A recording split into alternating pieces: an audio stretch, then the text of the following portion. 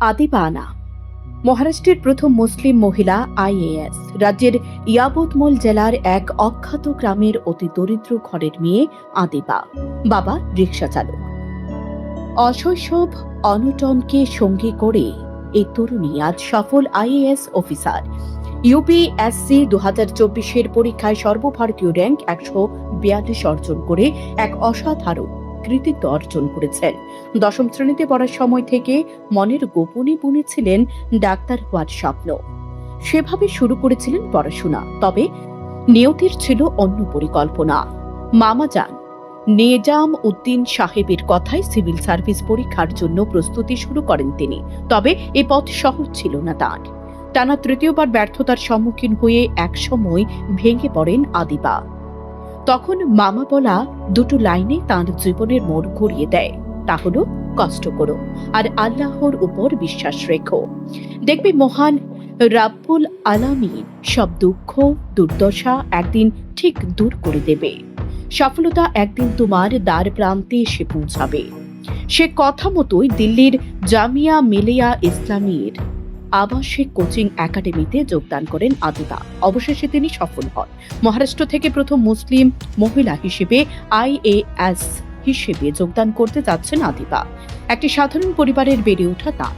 জেলা পরিষদ উর্দু স্কুল থেকে শিক্ষা জীবনের যাত্রা শুরু হয়। ছোট্ট থেকে মেধাবী পড়ুয়া ছিলেন। এতদিন যাবৎ সে ধারা বজায় ছিল। আদিবা মাধ্যমিকে 94%, বিজ্ঞান বিভাগ নিয়ে উচ্চ মাধ্যমিকে 92% নিয়ে স্কুল জীবন অতিক্রম করে। পরে আদিবা পুনের আবেদা ইনামুদার কলেজ থেকে 85.20% নম্বর পেয়ে গণিতে স্নাতক সম্পন্ন করেন। তারপর স্নাতকোত্তর।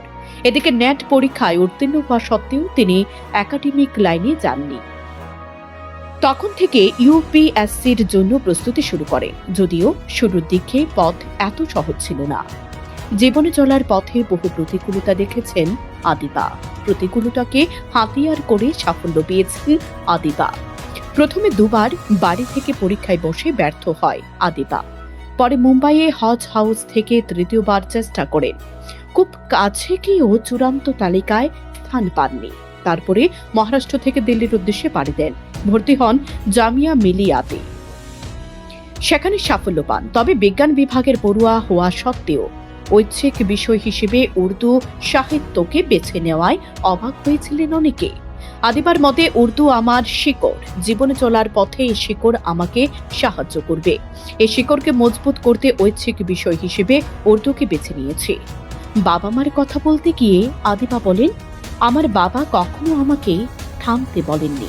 উনি শুধু দোয়া করতেন আর বলতেন, আল্লাহ একদিন তোমাকে সফল করবে, হার মানবে না, সংগ্রাম চালিয়ে যাও, সফলতা একদিন তোমার সামনে থাকবে। আজ আমার বাবা দোয়া পূর্ণতা পেল। এছাড়া কঠোর পরিশ্রম তো রয়েছে। তার কথায় জীবনের সব থেকে বড় অ্যাসেট হলো মানুষের শিক্ষা। তাই নিজের লক্ষ্যের দিকে অবিচল থেকে এগিয়ে যেতে হবে, তবেই মিলবে কাঙ্ক্ষিত সাফল্য। সময় ত্রিপুরা। गवर्नमेंट कॉलेज से अपनी कंप्लीट की है। ग्रेजुएशन जो है वो मैंने पुणे के आज़म कैंपस से अपनी कंप्लीट की थी बीएससी मैथमेटिक्स में। 12th के बाद ही मैंने ये डिसाइड कर लिया था कि मुझे यूपीएससी करनी है। इंस्पिरेशन इसकी मुझे अपने मामू के थ्रू मिली, जो सेवा एनजीओ के सेक्रेटरी है। उन्होंने मुझे जो है वो इंट्रोड्यूस करवाया कि एक आईएएस ऑफिसर होता क्या है, उसके लिए आपको किस तरीके से प्रिपरेशन करनी है, ये सब चीज़ें। तो मैंने वहाँ से डिसाइड कर लिया था कि मुझे अब यूपीएससी करनी है। तो फिर ग्रेजुएशन के फ़ौरन बाद ही जो है वो मैंने अपनी प्रिपरेशन स्टार्ट कर दी थी यूपीएससी के लिए। पहले मैंने जो है वो अपना फर्स्ट अटैम्प्ट मुंबई से दिया था, हज हाउस से। सेकंड अटैम्प्ट के लिए से मैं दिल्ली चली गई, जिसमें हमदर्द स्टडी सर्कल से जो है वो मैंने अपना सेकंड अटैम्प्ट दिया। और फाइनली जो मेरा ये वाला अटैम्प्ट रहा है, जिसमें मुझे फाइनली सक्सेस मिली है, वो मैंने जामिया मिलिया इस्लामिया से दिया है, आरसीए में। मेरी ये जो पूरी जर्नी रही है उसमें बहुत सारे उतार चढ़ाव रहे हैं, लेकिन जो है मेरी फैमिली का सपोर्ट बहुत ज़्यादा इसमें रहा है, स्पेशली मेरे पेरेंट्स का। मैं फाइनेंशियली थोड़े हम्बल बैकग्राउंड से बिलोंग करती हूँ। मेरे पापा जो है वो ऑटो रिक्शा ड्राइवर है, लेकिन फिर भी उन्होंने कभी मुझे ये एहसास नहीं होने दिया कि हमारे पास रिसोर्सेज की कमी है। उन्होंने हमेशा मुझे सपोर्ट किया है। मेरी जो मदर है, उन्होंने मुझे हमेशा सपोर्ट किया है।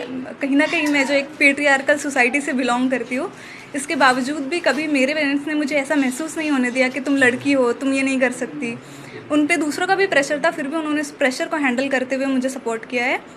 मेरी पूरी फैमिली, फ्रेंड्स, टीचर्स सब ने मुझे इस जर्नी में जो है वो बहुत ज़्यादा सपोर्ट किया है।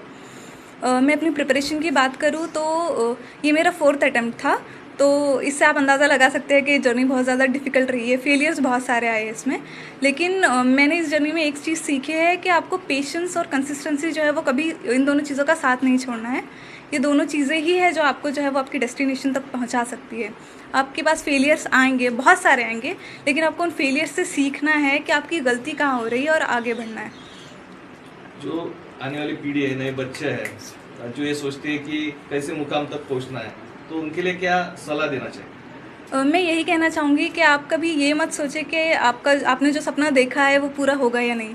कभी कभार ऐसा होता है कि हमारे पास जो है वो बहुत सारे बैरियर्स होते हैं। कभी फाइनेंशियली जो है वो हम अच्छे स्ट्रॉन्ग बैकग्राउंड से बिलोंग नहीं करते, तो हम सोचते हैं हम कर नहीं पाएंगे, लेकिन कहीं ना कहीं से आपको सपोर्ट मिल ही जाता है। अगर मैं अपना एग्जाम्पल दूँ तो जो सेवा NGO है उसके थ्रू जो है वो मुझे बहुत फाइनेंशियली सपोर्ट मिला है। इस तरह से मदद जो है वो आती रही है। मेरे पेरेंट्स ने मुझे हमेशा बहुत ज़्यादा सपोर्ट किया है। तो आपको कभी अपने सपने का जो है वो छोड़ नहीं देना चाहिए, उसके लिए हमेशा कोशिश करती रहनी चाहिए।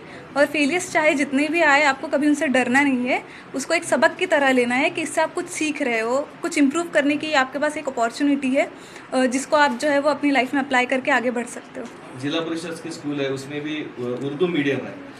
ऐसी परिस्थिति में हमेशा लोग सोचते हैं कि बड़े स्कूल होना चाहिए, अंग्रेजी में ही पढ़ना चाहिए, तो क्या लगता है इसमें?